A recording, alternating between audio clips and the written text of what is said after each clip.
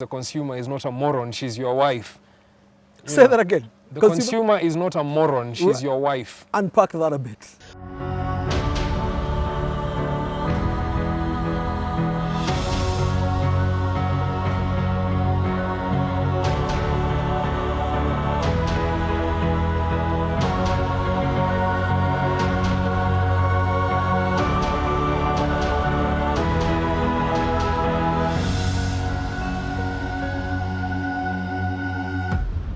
Well, a very, very warm welcome to today's episode of the Goldmine Show. Absolutely excited just to bring this again to you.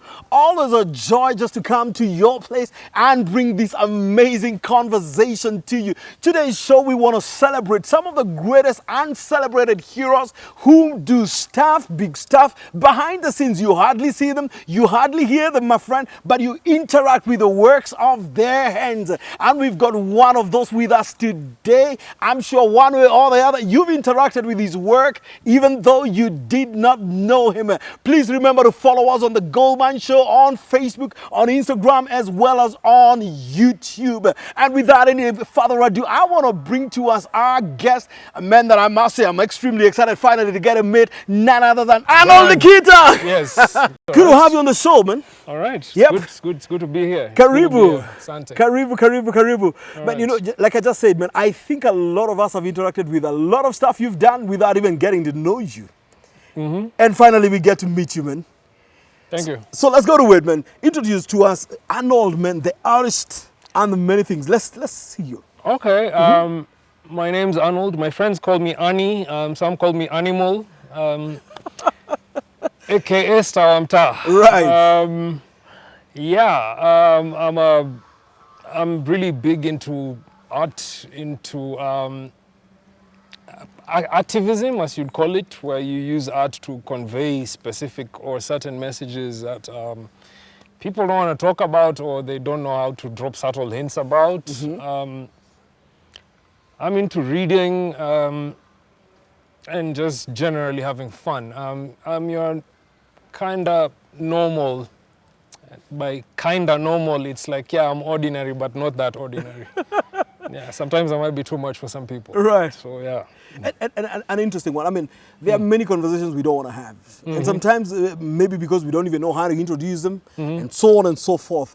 How do you then bring yourself just to package some of those conversations we don't want to talk about, but you will throw it out there? How did I get to where I am? Right. In short, it's a lot of things. I'm not particularly somebody who believes in, like preordained stuff, or I believe like 100% or at least 90% of where you end up is because you wanted it to. So it's my love for art that brought me to where I was. Okay, some of the things are actually really bizarre circumstances. You know, they're like utter chance, which I totally refuse. So it's something I still struggle with now and then, but if there was one thing that made me who I am, it's really art, my love for it. That's about it, really. It's art and curiosity. Right. Yes. Many people may not know, but the ATM that used to dance back in the day doing the Dombolo stuff, man. Yeah. You are right behind that work. Part of the team, yes. Yep. Your typical team comprises of a creative director, Right. an art director, copywriter, and you have a junior art director, you have a designer, and you have finishing artists and stuff. So at that point, I was a junior art director. I had just gotten promoted from a visualizer. Right. There were no computers then. Right. So if you want to sell an idea to a client, you draw it. Right. So the creative director or art director will come and do a doodle, literally stick figures. Like here, we want a family standing around a jiko, and there's 2 pieces of chicken legs, and they plonk it on your desk. Right. And your job as a visualizer is to sit down and actually draw that in, well, at least the most realistic or the easiest way that to convey that message. So I did that when I joined agency. Right. Or happened across agencies, and then. So by the time that brief came for Barclays, I had just been promoted. So I was in charge of how the thing looks. Right. Yeah, I mean, it was a pretty simple idea. It's a An ATM is a robot, Right. literally. Uh-huh. So that idea then from the team was, what if it's a robot that dances to your tune, literally? Right. You know, because the flip side is you're dancing to the tune of the bank teller or the bank, which Right. is a bank is open between 8:30 and 5, or is it 4 o'clock? Yep.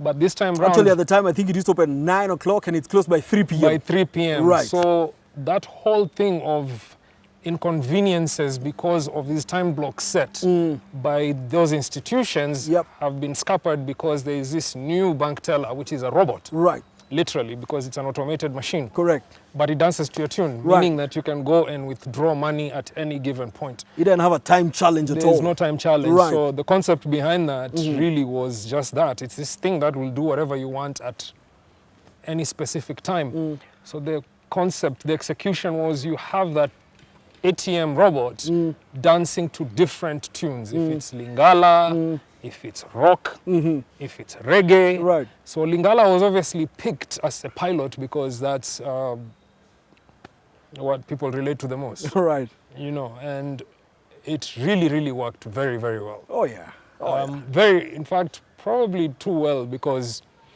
at some point, I remember this, the creative director then was he was a deputy creative director, I think, Cliff Cole, yeah. Right. And he and another dude called John Quayle were like, did you guys see what's in the papers? And we're like, no, what's up? It's like some religious body, were complaining that the robot was obscene, which we thought was hilarious because it's a robot. Yeah. I mean, how is it obscene? Maybe it was the Lingala moves or something, but yeah, but then we thought about it. We're like, look, any publicity is good publicity. Yep. But yeah, so despite whatever lobbying, it wasn't banned, and I'm just glad to be part of a team that created something that iconic. Oh, man, that thing was iconic. I think to Yeah. date, we still refer to that dancing ATM. Yeah. And I wonder what it makes you feel when you keep hearing and then referring to some work that you did a couple of years back. Oh, it's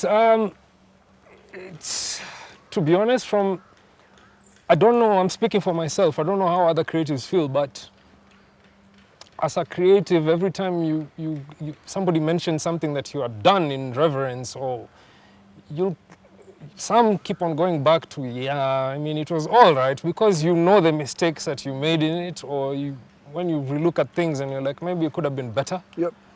But yeah, it feels weird. It feels weird, actually, because I'm not that much into adulation and things. It's But you see, it's you who is aware of whatever mistakes there were some. For us, man, I mean, it was just that moment. You just hear it on your television set and you know, man. You need to go and watch this thing. yeah, no, for its time, it was quite ahead, I must Absolutely. say. I mean, it was mock-up, motion capture. Yep. It was this guy called Lesasa Joka. He's a guy who did the dancing, and I remember he was recorded in the boardroom or something, and they had this Lingala song. Right. It was Bruce Odhiambo who produced it, the late Bruce. Right. And that guy danced so fast, the people who are doing the mock-up, the motion capture, Yep. couldn't. They were like, you guys, just record that thing again and tell him to slow down. And Yep. yeah, such things. Yep. But it was fun. Yep. It was absolute fun to be part of such a project at such a young age. Absolutely. Yeah. And it indeed introduced ATMs into the market, and I think that was a formal introduction of ATMs in the market. Actually, no. There was something before. Well, it was quite insidious because I don't think I can mention names, but on the marketing team, somebody defected to, I can't say that, well, I can actually. Yeah, it you was can. Standard Chartered or something. Yeah. It was Standard Chartered then. Yeah. One of the marketing, the senior people defected and went and sold the strategy. Like, this is what these guys are going to do. They're going to have dancing ATMs. Yep. So they did, it's called cell animation, you know, traditional line cell animation. Right. But really badly, like really, really badly. And I remember we were at National Theatre with some of the workmates and team and whatever we're celebrating, I don't know. Yeah. And we see this ad, we're like, oh man, you guy. And they timed it because it ran like a couple of days before we launched ours. Right. because, you know, typically those days teasers were a big thing. Right. And the headline for Barclays then was a breakthrough in banking or something. Now, the reason why it was a breakthrough in banking, because an ATM is a hole in a wall. Right.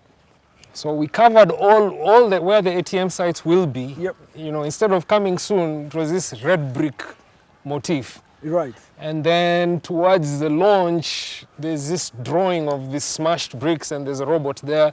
And then that's when the TV ad started. So I assume the competition took advantage of the fact that we took forever, to, you know, to tease it and then launch it. Right. They were like, oh, we're going to run this damn thing. Right. But luckily, theirs was executed so badly, it just kind of fell into oblivion. And hence the saying, you know, excellence in execution is everything. God is in the details, man. Right. Right. You know, right. you can have the same idea as the next guy, but depending on how you execute it. Yep.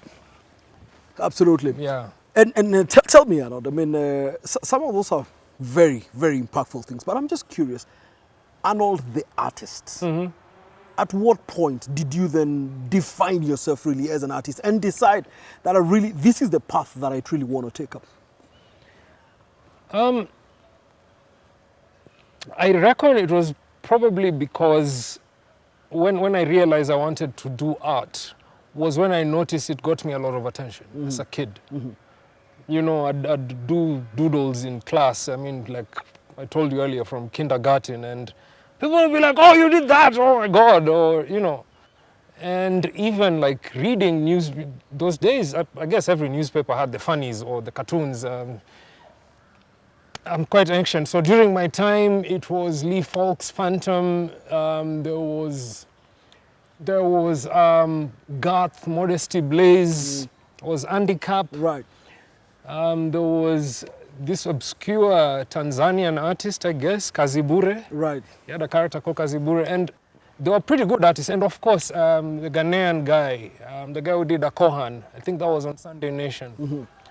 And that, as a kid, when you look at that and all these things that are jumping out, like you're looking at this newspaper page or this comic book, and these colorful, bright things are jumping at you, out at you, Right. compared to any other job that people were pushing you to be, I don't know, be a doctor, be this, be that. I used to look at such kind of art or artistry and go like, this is what I want to do. Right. This is it. I had no idea what kind of artist, but I knew it had something to do with drawing Yep. Yep. or pictures, Yep. because obviously art evolved over time. So I don't even know if the term artist is applicable anymore now in this digital age. Right. But yeah. What is the term, by the way? Back then it was artist. I don't know what it is today. I guess it still is. I think now it's more of a creative. Creative? Yeah, because there's so much crossover. It's Right. not, you just don't find artists who just do art. Right. You know, they just don't do portraits or they just don't do comic books. Right. You know, there's always something thrown into the mix. They'll collaborate with a musician or something, or they kind of do a mix with live action and cartoons or photography and cartoons. So it's more being a creative, really. Right. Right. Yeah. Right. And you know, it becomes important because then in a day when there are too many competing products, too many people seeking for your attention, and therefore how then you get to communicate it that captures the attention of the audience and ultimately delivers the outcome that you want becomes an important. It's a process that we had to be trained on. And it came down to this simple thing. When we were at Ogilvy, it was called the KISS principle, which is keep it simple, stupid. Right. You know what I mean? Keep it simple Stupid. and stupid. That's it. It's by no means an insult to your consumer or the end game, Yeah. but it's what it is. Right. People like things that are to the point. Right. That is it. It's that simple. So how that works, if you want to get somebody's attention, you need the relevant research and information so that you can craft that information to what you believe the target audience would want to hear. And in communication or advertising terms, it's a USP, a unique selling point. So if somebody is trying to sell me this running shoe, Right. there's all sorts of technical specs that come with it, Right. like foam soles or or ankle stabilizers Right. for complete comfort, yada yada. Yep. So many things. Yep. So if you're a team who's been given that, if you distill everything down, I guess it makes you run faster. Yep. And that's it. Yep. That's the one thing that you take and then you turn that into. So it's sifting all those form things, ankle stabilizers and all of that, Yes. and what outcome it gives you. Yes, Yep. essentially that. That is if it's a new product. If Yep. it's something that exists, it's essentially building up on an existing relationship your consumer has with, say, the brand. Because there's a very big difference between a product and a brand. A brand is something that's already established. It's been there like forever. So it's like, what is it that people already can relate to with this product can I use? If it's, let's say, kiwi, it's like, well, my grandfather used to go to school with kiwi shoes. So did my dad. So did I. So I guess my sons will have to use those damn shoes. Right. So what can we say about heritage that will make sense? And it's like, okay, let's come up with something like, can they walk a mile in your shoes? And you have a kid wearing their daddy's shoes or something. Yep. So that's bringing in a mixture of product benefits and tech specs with the emotional angle of what people know. Because that's what it is. You can't bore people into buying things. Right. Right. And a little humor or emotion doesn't hurt. Yep.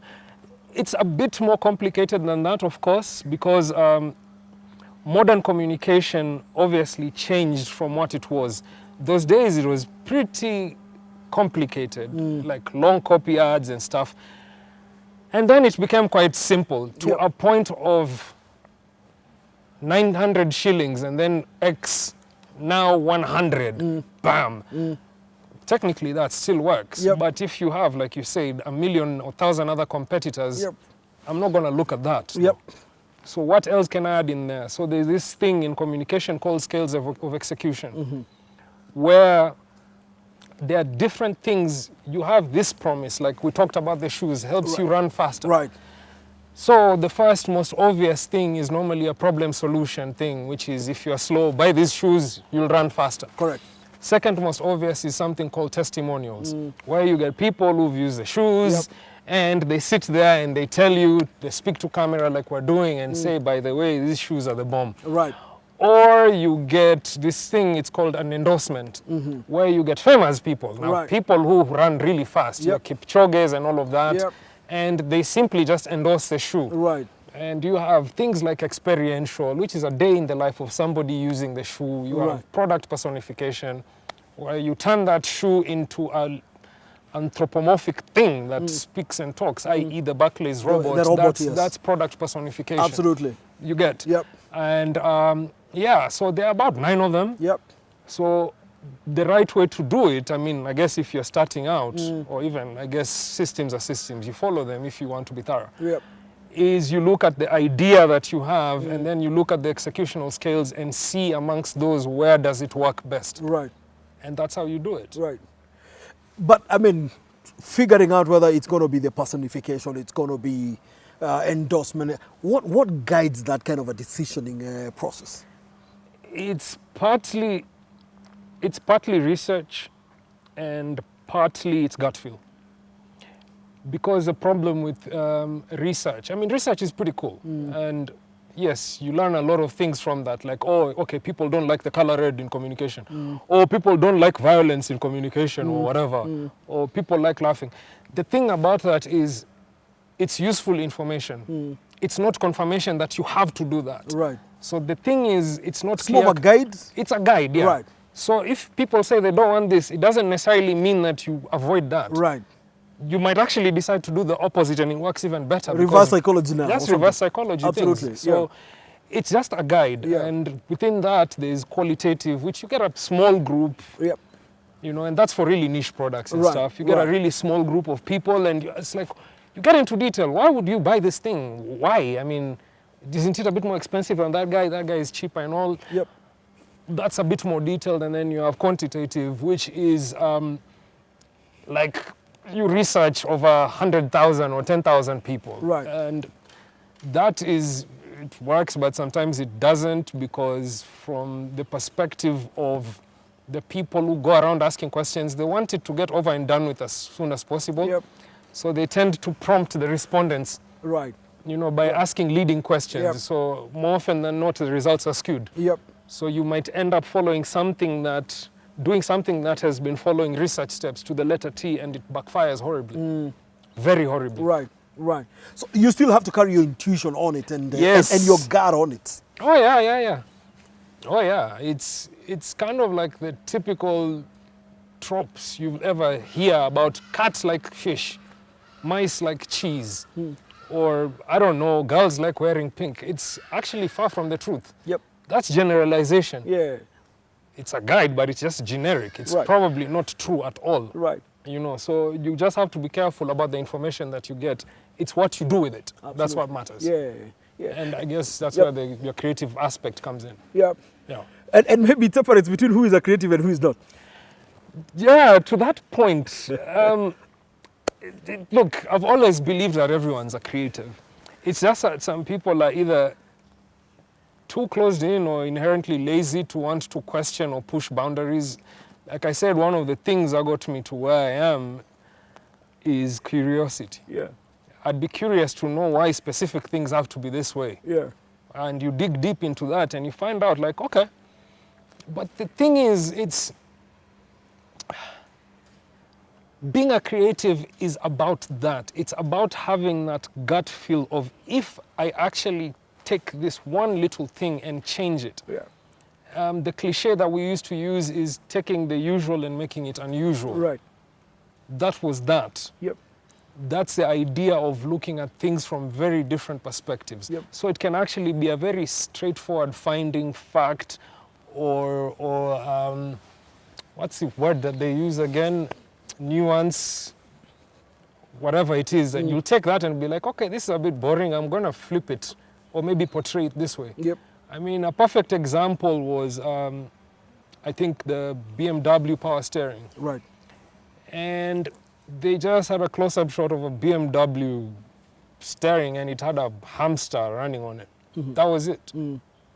It's that simple. Yep. So it's a straightforward fact, like, hey, we have power steering, which makes it easier to drive. But if I showed somebody just hands driving, people will be like, yeah, whatever, we've seen that 100 times. Yeah. But you take something small and put it on that steering wheel and it moves.